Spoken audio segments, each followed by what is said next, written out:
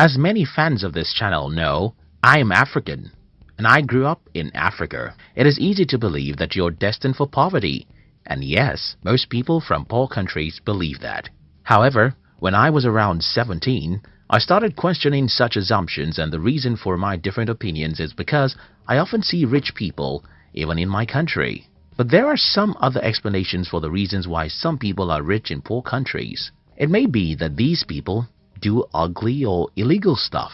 Maybe their father is a politician who has stolen a lot of money, or maybe it's just luck. Anyway, I decided to study how money works and see myself whether being rich has something to do with luck, stealing, or anything like that.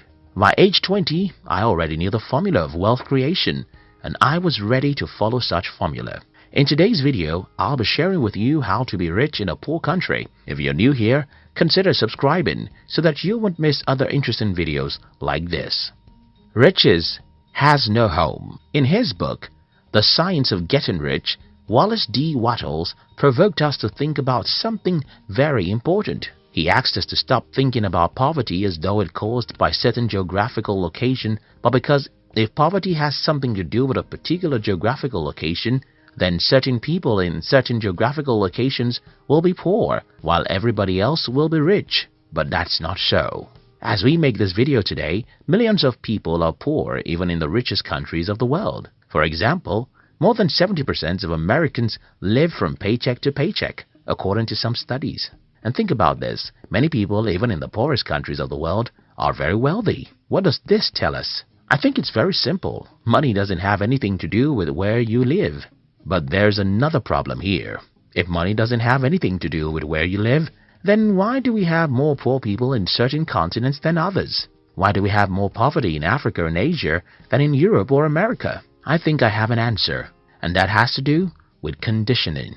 Like begets like. The story was told about a farmer who brought an eagle's egg from his farm. When the farmer got home, he added the 3 eagle eggs with his chicken's eggs, and his chicken hatched the eggs with hers. Many months after the little eagles have been hatched, they are there right with the chicks, eating everything the chicks were eaten, walking around the way the chicks walk around and having the same aspirations like those of the chicks. These 3 eagles grew up and lived their entire life just like chickens. They never flew or dared to live like an eagle.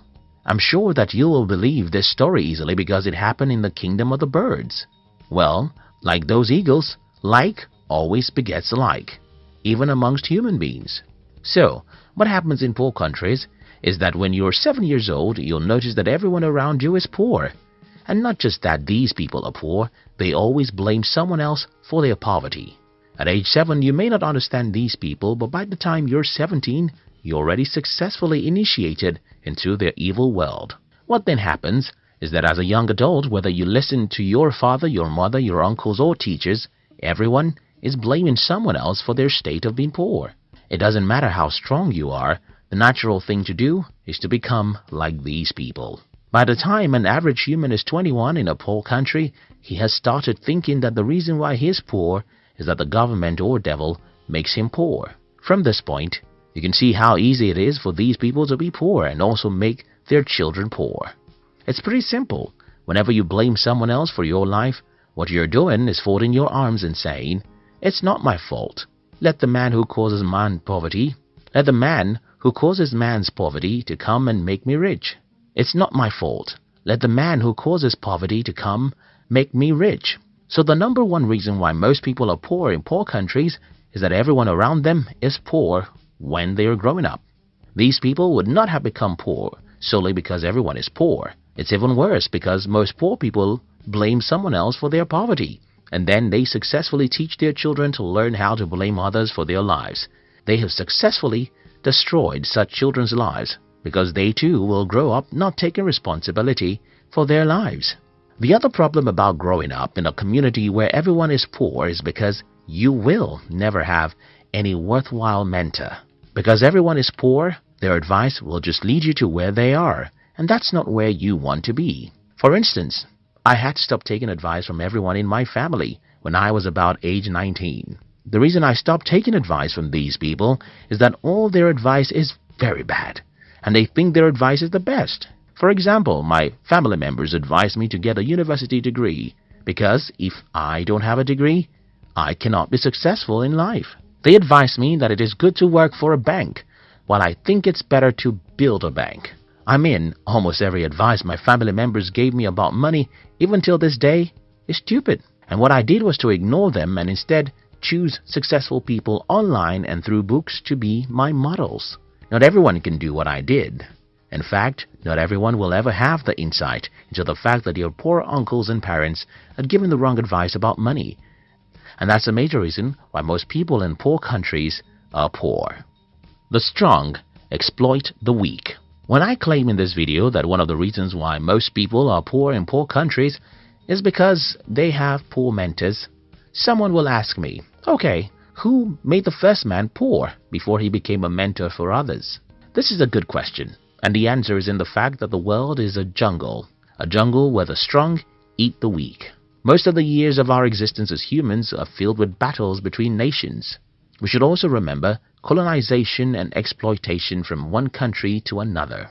All these battles would not have left some countries poor if not because they are not physical battles. Think about it, as you would think about rape. When a man rapes a woman, he thinks it's just a physical act, but for a woman, it's spiritual and emotional. And though the act of rape can happen in 5 minutes, the victim can live with the pains for 50 years. Similar things happen when a country invades, overpowers, and colonizes another for many years. For those who are asking how the first man became poor, I think that is how the first man became poor. But that's not an excuse for you to be poor. You see, the poverty of your forefather may not be his fault because he was probably taken as a slave for 30 years. But your poverty is yours because you have the power to liberate yourself. Country and personal prosperity. Another reason why many people are poor in poor countries is that most people seem not to understand that there are differences between national prosperity and personal prosperity. Because most people don't know that there's a difference between personal and national prosperity, many people in poor countries want to run to rich countries. Many Africans want to run to America. Many Indians thought they could migrate to Europe, and that's another problem. You see, running to a rich country won't guarantee your prosperity, because even in the country that you're running to, most people are still poor. Now that I've tried to pinpoint some of the reasons why most people are poor in poor countries, let me try and show you how to be rich in a poor country. 1. Disown every mentor you have. Well, I don't mean that you should legally get rid of everyone in your life. I simply mean that you should stop taking their advice or spending much time with them, except they are positive-minded. Growing up in Africa, the culture of my tribe requires that I listen to and follow the advice of everyone who is older than me. But at about the age of 19, I started revolting against the advice of my family members, especially their advice about money.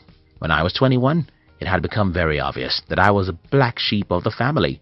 Until today, these people just don't have any advice I can follow about money. Don't get me wrong, I love my mother, father, uncles, and siblings. I love my African friends, but I don't take advice or spend time with you if you're negative.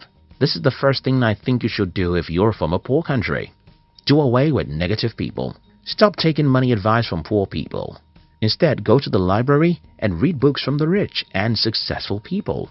Check online and follow some inspiring people who will make you believe in yourself.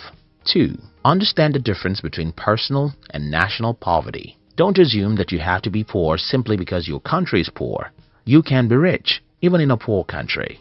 As I have explained earlier, being rich is not a factor of where you are from or where you live. Being rich is a factor of how you use your mind. 3. See the half-full cup. I suffered ill health for the first 17 years of my life, and I hated life for every minute of those sicknesses. However, a few years after I regained my health, I understood that such terrible health challenges was a blessing in disguise. The lesson here is that most bad situations have hidden opportunities in them. But human nature really takes time to look for opportunities in bad situations. If you live in a poor country, you have to learn how to see the cup of your country as half full, not half empty. You have to be positive and believe that there are opportunities for you somewhere in some corner. Only you can believe that and take proactive actions that will lead you there. In conclusion, everyone watching this video from Africa or Asia should sit down and rethink their path in life. We should stop being negative about what is possible for us. We should believe in ourselves and pursue really big dreams.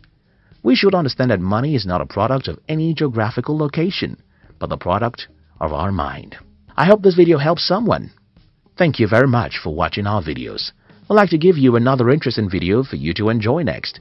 But before then, our team will be very happy if you can like this video and share it with your friends on social media. If you're new here, don't forget to subscribe, so you won't miss other interesting videos like this. Look at your screen now to see 2 other videos we handpicked for you to enjoy next. We love you.